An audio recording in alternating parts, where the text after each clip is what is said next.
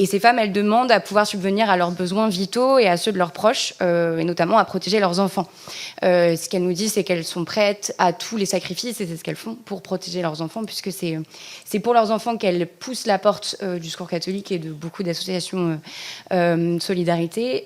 Et elles sont prêtes à manquer des repas, voire à plus, pour payer une sortie scolaire à leurs enfants et les protéger de toute la violence que représente la précarité.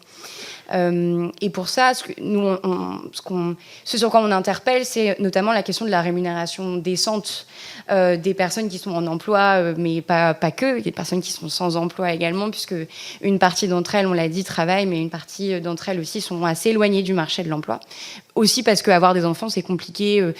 C'est un facteur d'éloignement du marché de l'emploi. En tout cas, ça peut être plus difficile de retrouver un emploi, de s'organiser, de trouver un mode de garde d'enfants, etc.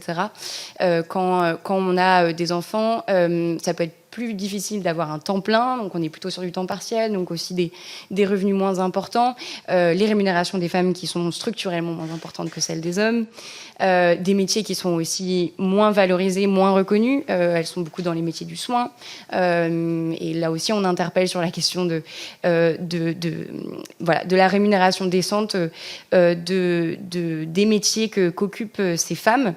La question, on l'a dit, je ne l'ai pas vraiment mentionné, mais il y a la situation administrative des personnes étrangères, mais il y a aussi la possibilité de leur donner la possibilité de travailler. C'est-à-dire que les personnes étrangères qu'on rencontre nous disent qu'elles ne veulent pas dépendre de prestations sociales. Elles veulent pouvoir travailler, elles veulent pouvoir subvenir directement à leurs besoins et aux besoins de leur famille.